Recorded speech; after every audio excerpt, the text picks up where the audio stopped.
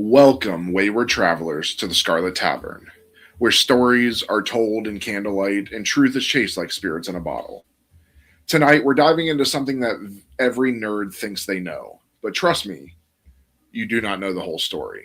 It's betrayal, it's corporate politics, it's the world's most influential tabletop game being wrestled away from the man who created it. This is the story of Gary Gygax, TSR, and the corporate coup that forced the father of Dungeons and Dragons out of his own kingdom. Pour a drink, settle in.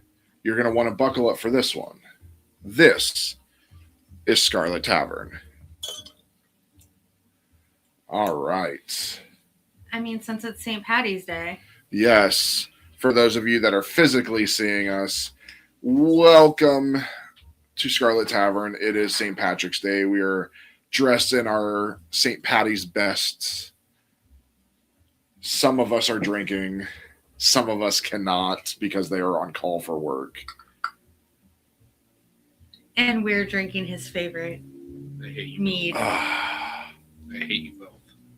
Oh, what's the Irish one? Irish what? Their word for cheers. I don't know. I don't know. Oh. Aren't you supposed to be a little bit Irish?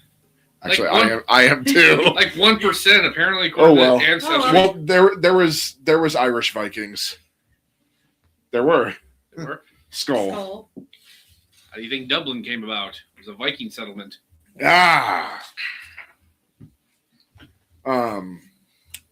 So happy St. Patty's Day. It is currently the Ides of March. Rest in peace, Caesar. You had it coming. You had it coming. He had it coming. But today is the day Caesar was murdered. But so we're 2 days away from St. Patty's Day. Actually, the day this comes out, it'll be St. Patty's Day. Yes. So happy St. Patty's Day to all you stupid Irish. As I drink my milk. So you could have had like a shot of coffee or something. You should, when we went to get breakfast, you should have asked for an espresso shot. I drink all my coffee, and the pot isn't done yet. All right, so our nerdy shit.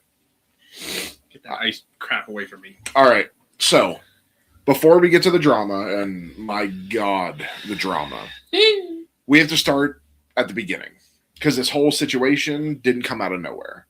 This was decades of personality clashes and bad business decisions waiting to explode. So, Gary Gygax, the man, the myth, the dungeon master. He was born in 1938 in Lake Geneva, Wisconsin, which, fun fact, feels like the last place on earth you'd expect world-changing fantasy gaming to come from.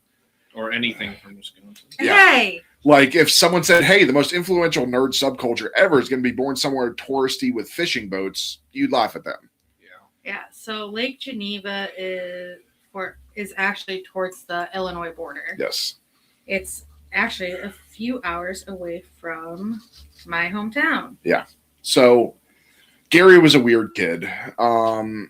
He didn't love school. He had a hyperactive imagination. He devoured pulp fantasy, medieval history, Conan the Barbarian, Lovecraft. I love this man already. And all the early nerd canon.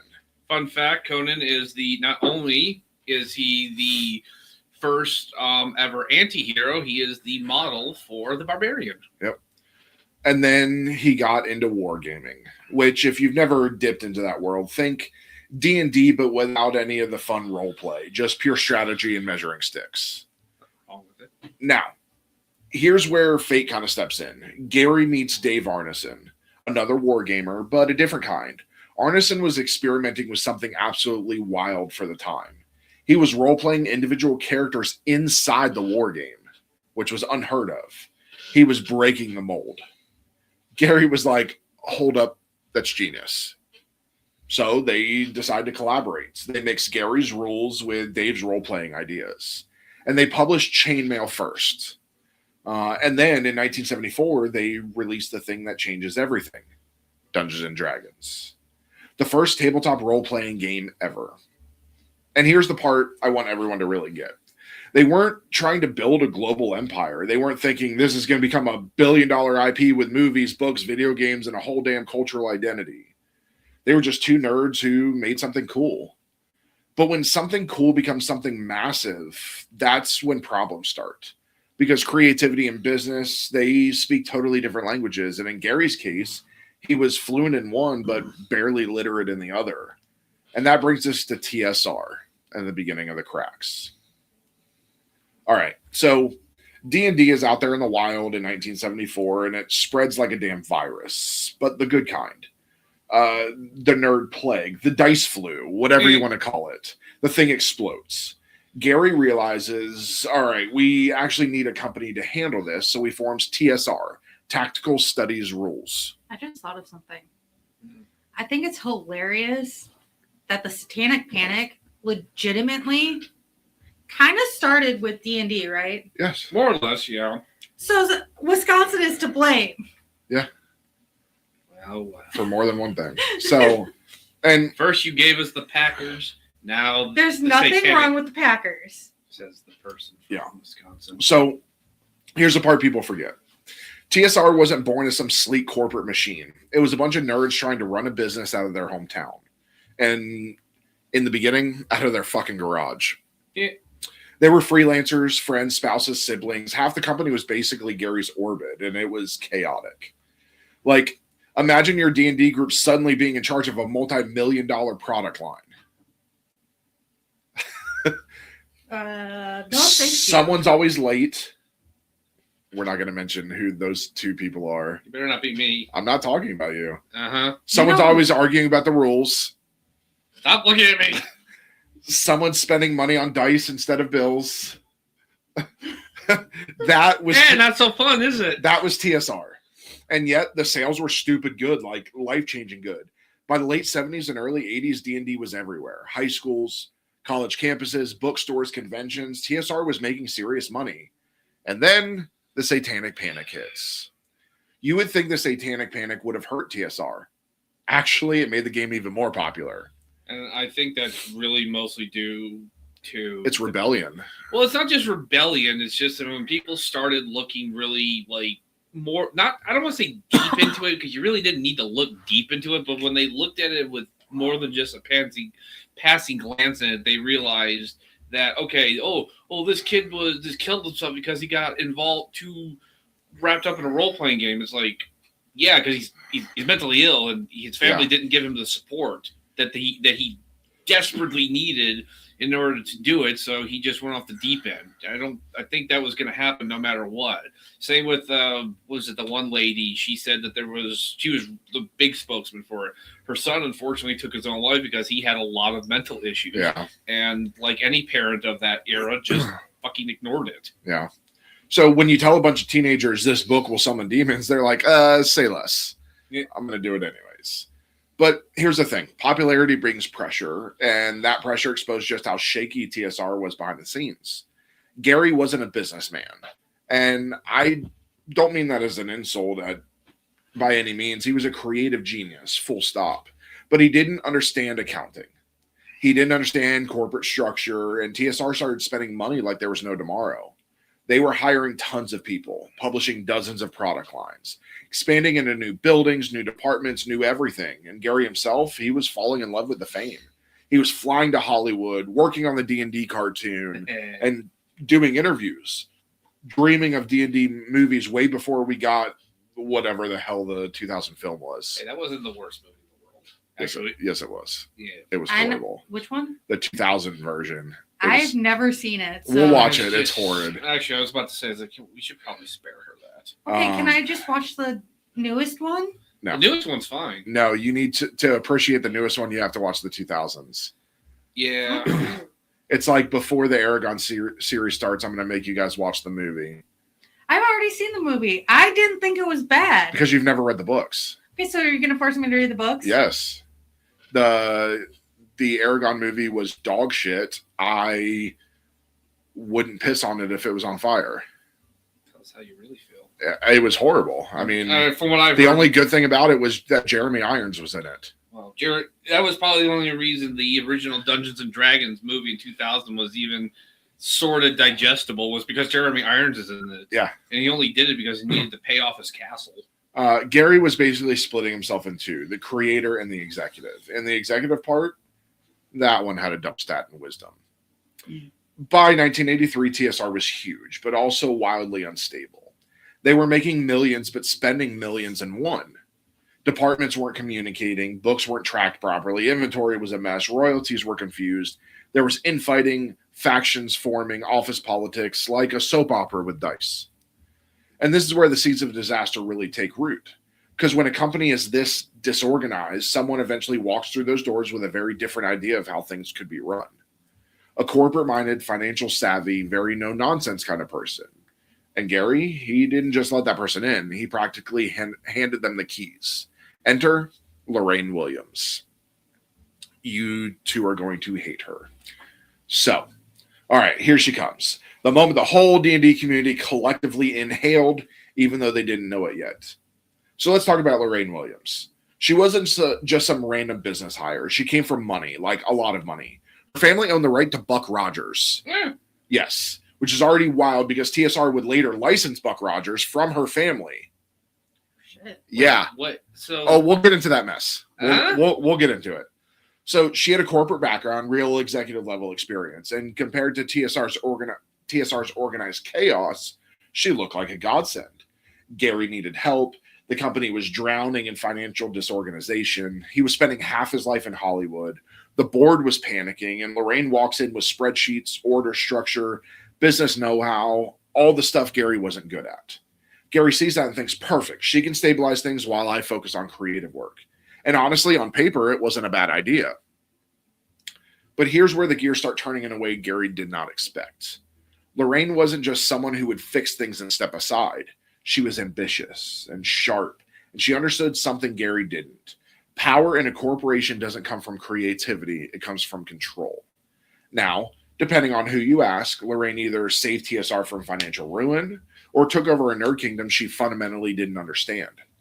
Ask TSR employees at the time, and they'll tell you Lorraine did not like gamers, like at all. Some people asked, why work at TSR then? And we said exactly. It's like being allergic to cats and taking a job in a lion sanctuary. People reported she wouldn't attend gaming conventions unless she absolutely had to. She thought gamers were weird. She thought the whole culture was beneath her. Imagine running D&D as a business, but not liking D&D players. That was her whole vibe. I mean, honestly, So that's like us running a D&D business, but hating D&D. Yeah. I mean, honestly, like just in a smaller version, one of the only reason I play World of Warcraft with you guys is because it's you guys doing it. Otherwise, I've tried over the years. I played World of Warcraft. I hated the players. They were weird. Yeah. They were weird. I didn't understand them. And I was like, I'm not playing this. I don't like it. Look at me with Star Wars. I didn't start Star Wars until Kayde's like, hey, you need to play. You'll enjoy it, and I will help you with it. Yeah.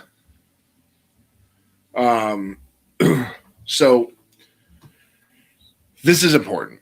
She wasn't incompetent. She was a competent businesswoman. She immediately begins tightening TSR's operations, cutting unnecessary spending, streamlining departments, and reorganizing how royalties and contracts are handled. Basically, she was cleaning house. And Gary was in Hollywood half the time. He wasn't there to see the power shift happening under his feet. Picture this like a D&D campaign where the BBEG doesn't storm your castle. She just quietly buys the deed. And here's where things get spicy. Gary came back from Hollywood expecting to walk right back into his role as head honcho. But Lorraine had reorganized the internal structure so much that she had more influence than he realized. People on the board liked her. She was stable, professional. She made tough decisions, and in business, people love stability. And the irony is that Gary hired her to help him. Instead, she slowly positioned herself above him. And that brings us to the moments where the whole campaign shifts from politics to an outright coup. I mean, I don't exactly blame the TSR people for preferring her over him. I mean, imagine, again, it's chaos. If you're literally, I mean, you're probably looking at this. This is a potentially a big up-and-coming company. You want to look. Everyone who goes to work at someplace like this expects long-term growth. Yeah. But if you're literally seeing, well, there's that check in, he just spent it on a bunch of dice and a bunch of weird projects. It's like, you know what? I don't blame them for all shifting toward her because it's like, you know what? Hey, I'm going to get paid on time, and I'm going to probably, for the next 10 years, potentially have a job. Yeah. But, all right. So this is the part of the story where everyone leans a little bit closer. Because this isn't just a business drama. This is a full-on corporate coup. Like, if this happened in a D&D campaign, everyone would accuse the DM of railroading. So, it's 1985. TSR is a mess behind the scenes, even though they look successful from the outside. Sales are big, but debts are bigger. And Gary's coming home from Hollywood ready to save the day. He legitimately believed he could swoop in, clean up the company, get everything back on track, and keep D&D growing. But what he didn't know, what he couldn't have known, was that while he was out filming cartoons and negotiating deals, Lorraine Williams was reshaping TSR's internal politics like a master tactician. And Gary was basically walking into an ambush. First, Gary discovers that TSR is on the verge of insolvency. Like, this close to not being able to pay printers, distributors, or anyone. And he freaks out, understandably. He thought TSR was cruising. Turns out the business side had been quietly drowning. So he comes back fiery. He wants solution. He wants to cut products, reorganize teams, and pull everything back to core strategies. But here's the problem. Lorraine already had a plan. She starts purchasing shares from other board members. Quietly, methodically. Like she's playing a long game of political chess while Gary's still rolling 2d6 and hoping for the best. Mm-hmm. She builds alliances internally. She convinces the board members that she is the stable force that TSR needs. She uses the financial chaos as evidence that Gary's leadership hasn't worked. So, Gary walks into this board meeting expecting to assert control. He has proposals. He has plans. He's ready to fix TSR. Lorraine walks in with something else. Votes. Enough to outnumber him. And the board, his own board, sides with her. They give Lorraine majority control. She is now effectively the CEO, and Gary is not. Now, the next part varies depending on who you ask, and TSR people love drama, but multiple accounts say Gary was escorted out of the building by security. Imagine that. You create the most influential fantasy game ever made. You build a company from your basement, and one day after a vote, they tell you to pack your stuff and leave your own dream behind. And I just want to reference this because it's a funny fact that before he built TSR, so his wife thought that he was cheating on her because he would leave every night and be gone for hours at a time and come back early in the morning. So she followed him one night, follows him to somebody's house, and goes and finds out that he's in the basement playing D&D. He was creating D&D at that time with all of these people, and she thought he was cheating, and obviously he explained it all, and they had a great marriage and plenty of kids and all of that. His son still runs what becomes the new company. I could just imagine she just storms in there. They're all surrounded by the tables. Someone's got a wizard hat on. And they're like, "What the hell?" I mean, that's essentially what happened. She's like, "What?" It's like, "Honey, what are you doing here?" Yeah, I mean, that's essentially what happened. She thought he was cheating. She goes to catch him, and turns out he's playing D&D in the basement. And she's like, "Okay." Yeah, and then he goes on to create TSR and the most successful game. So, to add insult to injury, Gary doesn't just lose the company. He actually loses the rights to Dungeons & Dragons itself. The thing he created, the game he loved, is gone. I'm sure Jim Henson could probably relate to this. Yeah. He tries to push back. He files lawsuits, challenges decisions, argues that his ousting wasn't legitimate. But business law is brutal. Lorraine owns the shares. She controls the board. He doesn't have a leg to stand on. And here's the part that breaks every D&D fan's heart a little bit. Gary Gygax leaves TSR and never comes back. With Gary gone, Lorraine entirely takes over, and the vibe of TSR changes instantly. This is where the infamous legends about TSR hell come from. Employees say the environment becomes strict, corporate, and humorless. No more casual gaming at work, much more rigid rules, more bureaucracy. And above all, TSR becomes aggressive about intellectual property. This is where they start sending cease and desist letters to fan websites, gaming clubs, and anyone using TSR content online. They basically tried to strangle the growing online D&D community before it even started. And some of Lorraine's decisions were questionable. For example, launching Buck Rogers game products, which again, her family owned the rights to using TSR money. What the fuck? So, yes, TSR is paying royalties to the CEO's family. Legally, it's allowed. Ethically, yeah, that's kind of messed up. Yeah. So, obviously, for those that don't know, Buck Rogers was huge in the 70s and 80s. It had its own TV show, all of that. And then they made a Buck Rogers TTRPG for a little bit. But yeah, so her family owned Buck Rogers. And then she's paying her family, which she also owned part of Buck Rogers. So she was basically double dipping, essentially. Oh yeah. And I mean, legally it's allowed. And the coup worked. Lorraine took full control. Gary was gone, and TSR entered a new chapter, one that would eventually lead to its downfall. So, Gary has been removed from his own company. He's out. No more TSR, no more D&D, no more control over the thing he built from scratch. And this is where the story shifts from corporate coup to exile. So what does Gary do after getting kicked out of the kingdom he created? He doesn't quit creating. He doesn't disappear. Honestly, the man kept grinding like he had a constitution score of 20.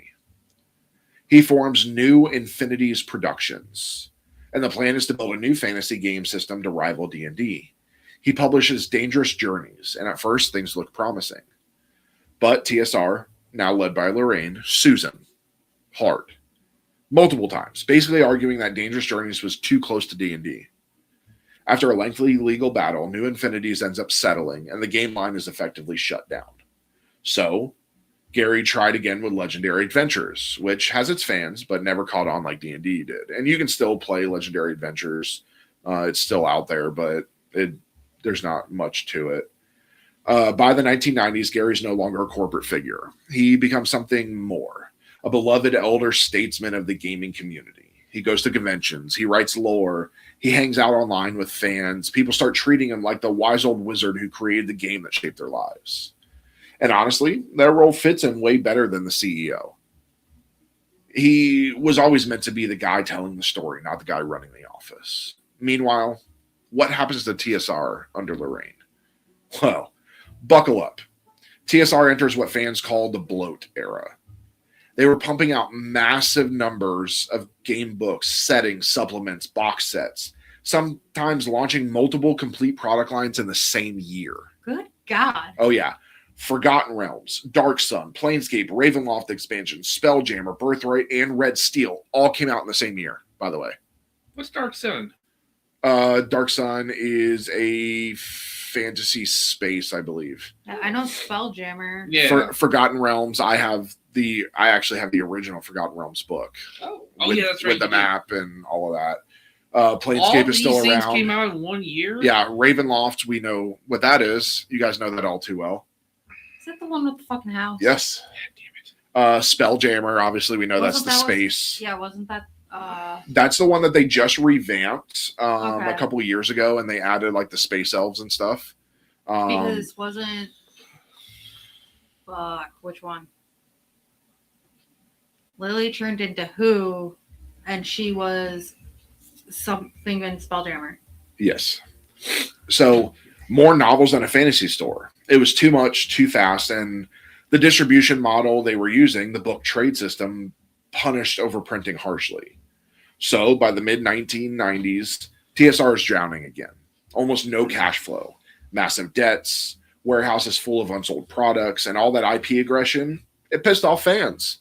And it strangled the online community before it could grow. And we'll talk about what happened recently once we're done with this. That's similar. And honestly, any other thing, in any other kind of this kind of entertainment industry, dumping a lot of stuff is generally not the worst thing. But in this case, it's you dump too much, everyone just gets it, and that's it. The problem is in this world, like books are a little bit different. Like I can read a 700-page book in 2 days. This is D&D. It's supposed these campaigns are meant to last for a long time, years. Yeah. So when you're publishing all this stuff, people want to try it all. They can't. I'm not going to run 6 campaigns. Nobody is. I can't. I So can barely handle running 1. So you probably are going to what I'm assuming is they dumped all this in there, and they probably had like, let's say like Forgotten Realms and Spelljammer. Forgotten Realms was the #1 seller. Yeah, but I bet you any money, everything else was like nowhere close to it. And what's funny is, you know why Forgotten Realms became so popular? Why is that? What is a big character of Forgotten Realms? He has his own book. Oh, I know. The Dark Elf guy. Dritz. That's it. Yeah, Dritz is a very. And what's funny is that character did not come from TSR. No, he was from another author, R.A. Salvador. Correct. So there's like 40 plus books plus. He's a great author. Dritz is more of a lifestyle than an actual book series. Okay. Like there's a lot. Like it would, like, as fast as I read, it would take me probably 6 months to read all of them at least. Yeah. There's a lot. I would dare say the only fantasy lore that goes as deep as Dritz and that is Lord of the Rings. Yeah. That's about the only thing I can compare it to in terms of like how deep R.A. Salvatore did with the lore of Dritz. So that is really because Dritz is from the world of Forgotten Realms. And he's still making Dritz Yes, stuff. still to this day. Like there's supposed to be like a TV show or movie spinoff. And I think there's a new book series with Dritz's daughter. Yeah, so there's tons of that, and that's what made it popular, and it wasn't even TSR. But in this case, TSR just dumped all this stuff, and they spent all this money, and they have no hope. They have no hope of ever recuperating any of it because, again, with D&D, you really have to kind of spread this out. You have to give people a chance to start running campaigns. Well, and the thing is, they pissed off the fans by going after them with all the online stuff. Yep. So they're like, oh, well, fuck you. I'm not going to buy why would I buy your book when you just sued my ass? This is a product that thrives off fan imagination. People doing this, and that. And when you start trying to be like, no, this is our stuff. It's like. And again, we'll talk about the more modern version of that. Yeah. That we dealt with when we're done with this. So in 1996, TSR literally couldn't afford to print new books. That's fatal for a publishing company. They were dead in the water. And then something unexpected happens. A younger company, Wizards of the Coast, or WotC, step in. Obviously, they got rich off of Magic the Gathering, and they had the money and vision to save D&D. So, in 1997, WotC buys TSR outright. Like, outright. Pay off all the debts, move all their operations to Seattle. They stabilize everything, and most importantly, they launched D&D 3rd edition with the OGL, or the Open Gaming License. So, and for those that don't know what the Open Gaming License is, that Open Gaming License, or the OGL, allows creativity of the fans. So it allows you to create stuff under that D&D license without getting sued. So I can create new races, new classes, weapons, things like that in the world of D&D. Or at least using their role system. Correct. Under that Open Gaming License. Now, again, we're going to talk about that OGL in a little bit. So, here's the irony of ironies. Gary creates D&D. Lorraine takes over, pushes him out. TSR collapses under her leadership, and another company, one Gary didn't even work for, ends up saving D&D and making it bigger than ever. In his final years, Gary was kind of like the nerd grandfather we all wish we had. He ran weekly games, chatted on forums, answered fan questions, gave advice to creators. He never got D&D back, but he got something else. He got the love of the community, the respect, and the gratitude. And I will say, once WotC took over, obviously Gary didn't have any control anymore, but they brought him back to consulting. Yes, he did a lot of consulting still. I don't remember if they gave him any like royalties or anything from it, but WotC basically welcomed him back. So he actually passed away in 2008. So 18 years ago. And to this day, when people say Gygax, it means something. TSR, most people only remember the logo. Most people don't even know what TSR was.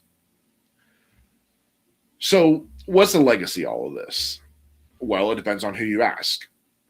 For some, Lorraine was the villain who stole D&D from its creator. For others, she was a professional who stepped in when Gary couldn't keep up with the business side.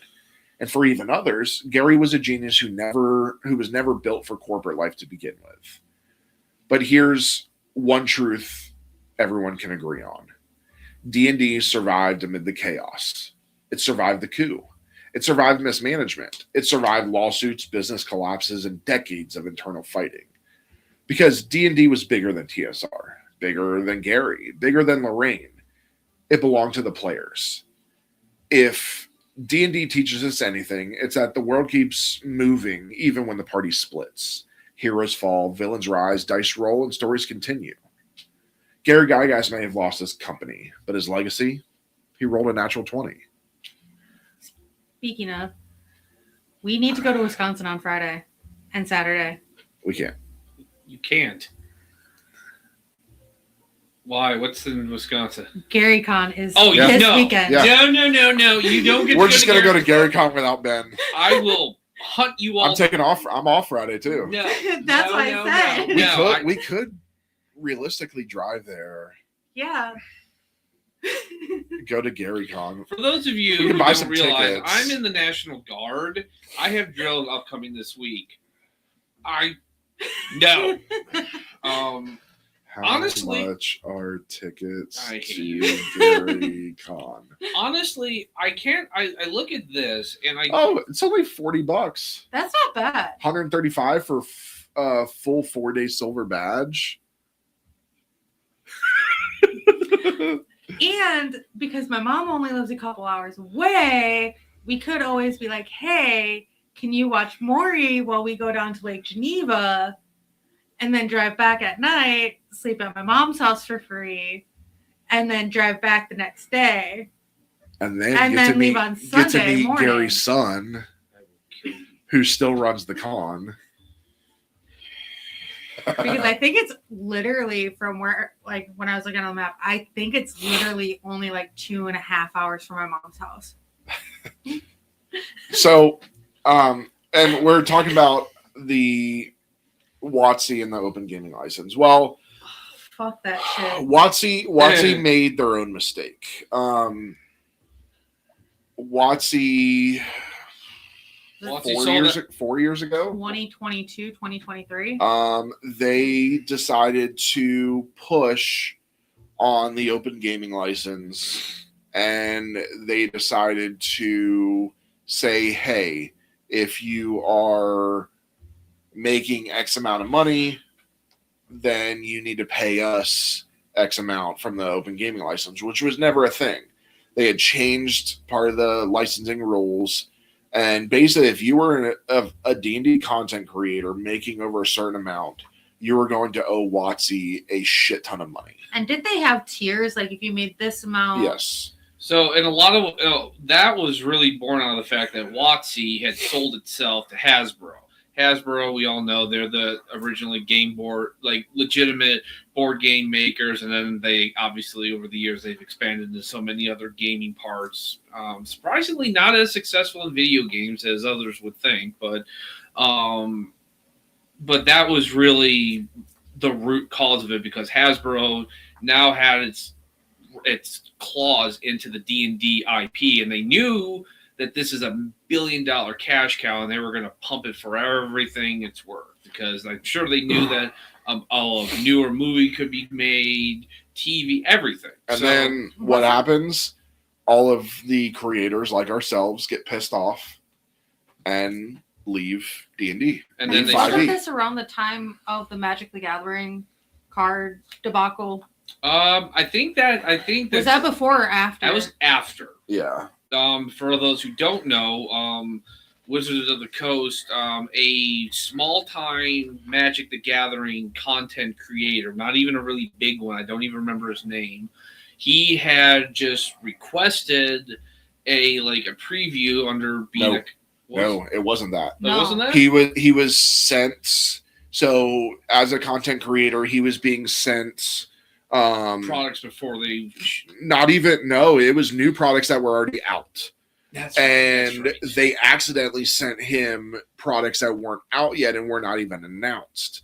So when he opens it not knowing, does it on a live stream and shows all of this stuff while Watsy gets the hearing of this and sends out the Pinkertons. The Pinkertons, which, if you know your history, the Pinkertons, I mean, they're basically a militia. The Pinkertons started off as a private security detective agency in the 1800s. They worked as spies. They're the longest running.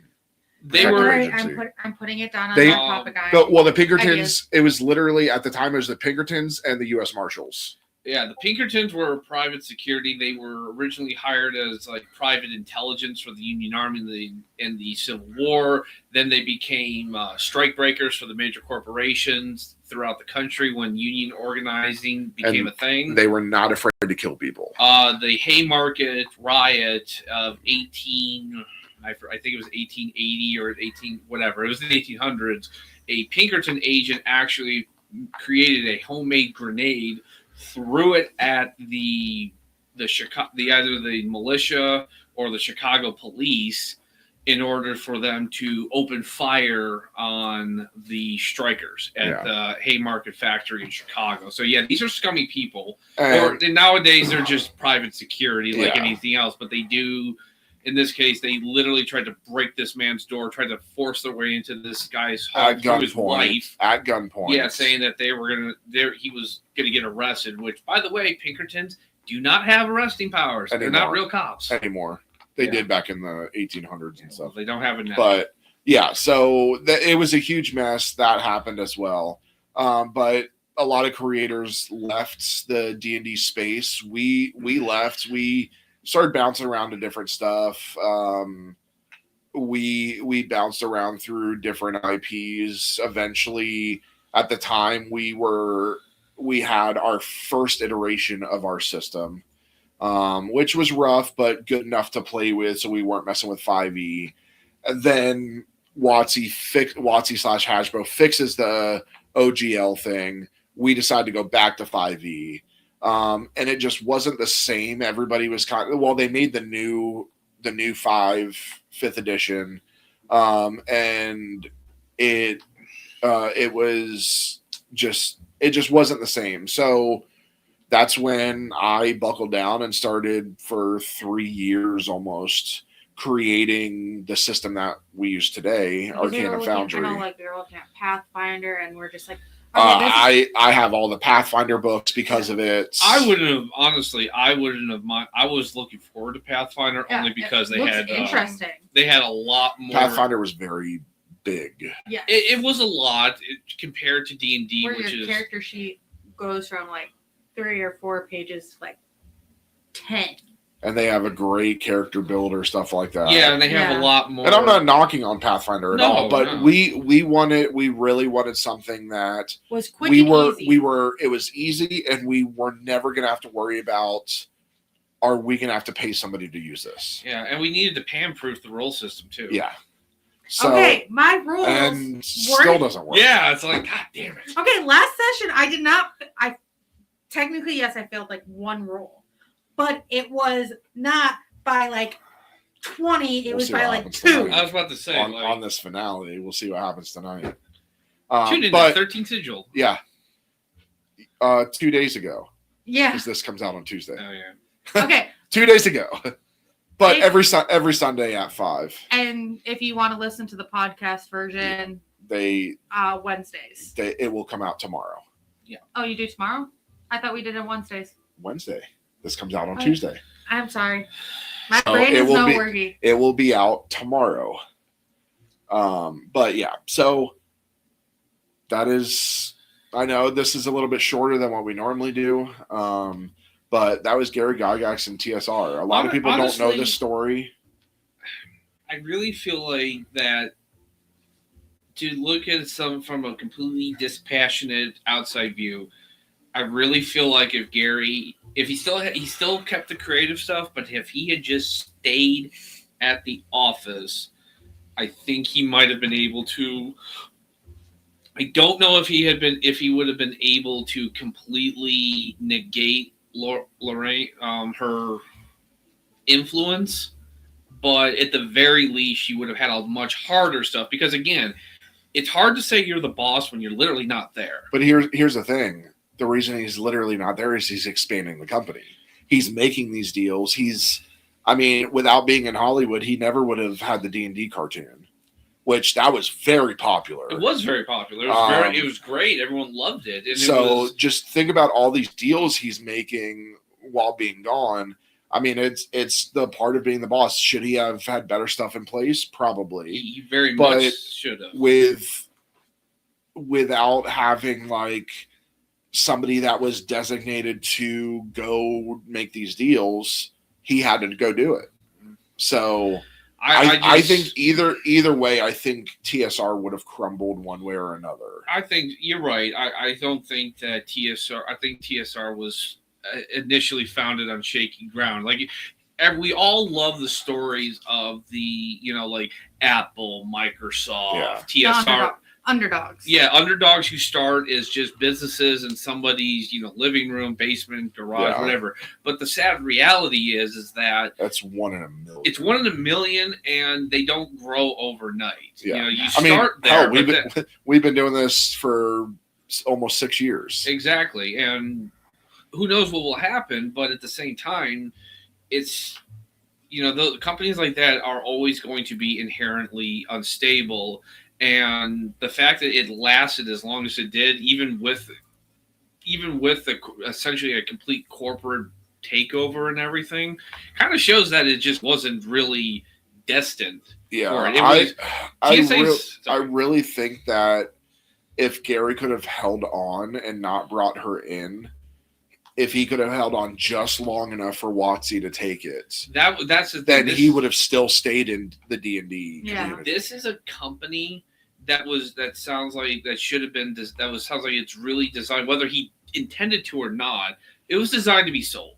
This was something for WotC, Hasbro, a company that is an entertainment company that could literally just take this company and be like, you are now a division of our company. You will keep doing everything you're going to be doing right now, but you will fall under our umbrella. Your paychecks will come from us, and we'll have a few people who come in and make sure everything is organized.